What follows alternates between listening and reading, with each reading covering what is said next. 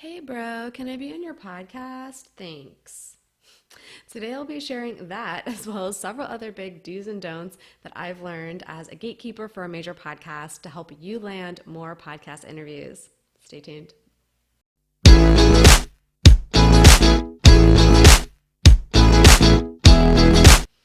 Hi, I'm MK Williams. I'm an author and independent publisher. I love sharing my insights about all things self-publishing with you.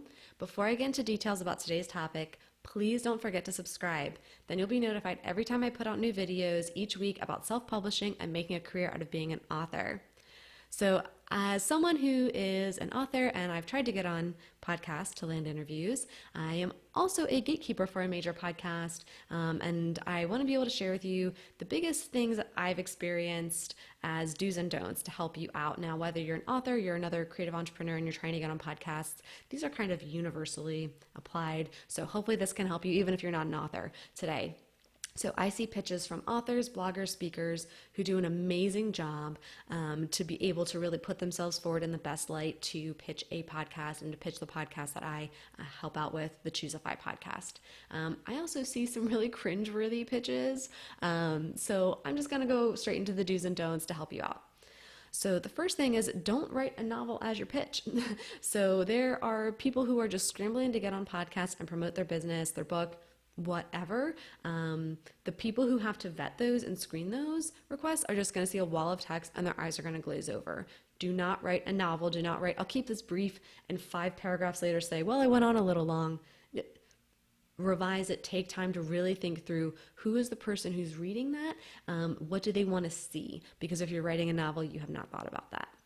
So what I do want to say is do send something short and sweet. You want to catch their attention of the gatekeeper, whether that's the host or somebody that they've hired out to, and you want to get them to respond and ask more questions. You want to give them that little, okay, this could be interesting. So same thing as an author that you would do with your book description. You want that audience to think, okay, I could be interested in this book.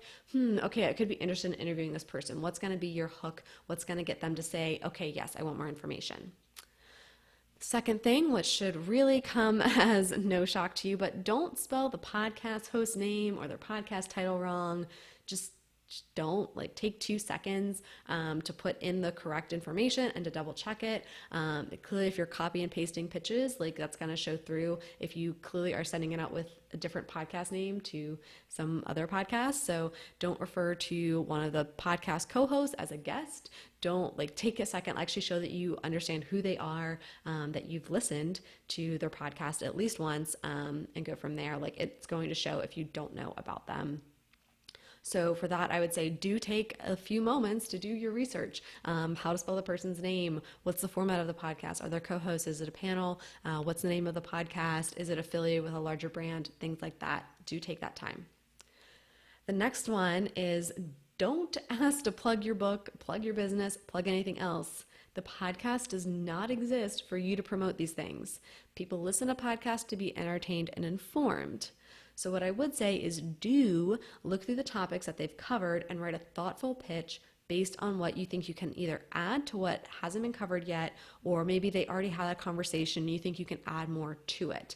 You need to actually listen to those episodes that you think may be related so that you can intelligently reference them, and give that episode reference number, link, and a sentence on how you could add to that conversation. That really shows that you've listened, you've paid attention, and that you have more to add value to the audience. It's all about adding value to the audience.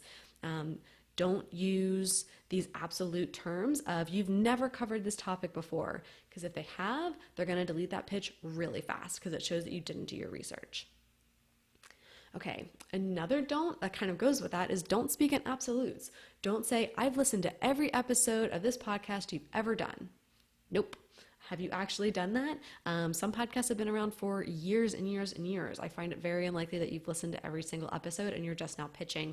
What you may want to say instead, so this is a do, frame your experience with their podcast on your actual experience. So you can say, I found your podcast last month. I've started binging as many episodes as I can. I love your content and I would love to have a conversation with you about X topic.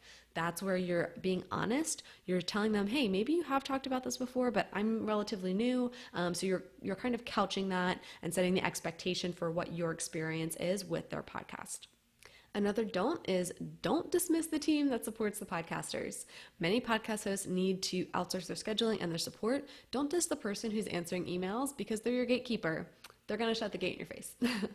So do take a moment to get to know that person though. If they're the gatekeeper, they're going to be the ones advocating for you. So as the gatekeeper myself, I've had people write back to me after I sent a note just saying, hey, received your request, we're inundated with emails, and I'll get back something that they clearly put no thought into because they're just like, wow, I didn't even know you were helping with this podcast. Like, I've been on it since August. Like, you just told me that you don't even listen to the show or pay attention to what they're doing, yet you're trying to pitch to get on it.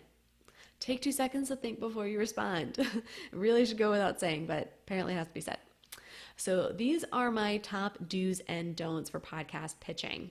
I've put all of my knowledge into researching, crafting a pitch, nailing the interview, and following up into a free 6-day email course for you. I mainly wrote it for authors, but really this information applies across any creative entrepreneurial endeavor if you're trying to land a podcast. So you'll get this handy do's and don'ts PDF that I went over today, as well as lots of really great actionable tips to help you land those interviews. So you can sign up for the free course below. I'll have the link, and you can just also watch some of my basics of podcast video series as well now.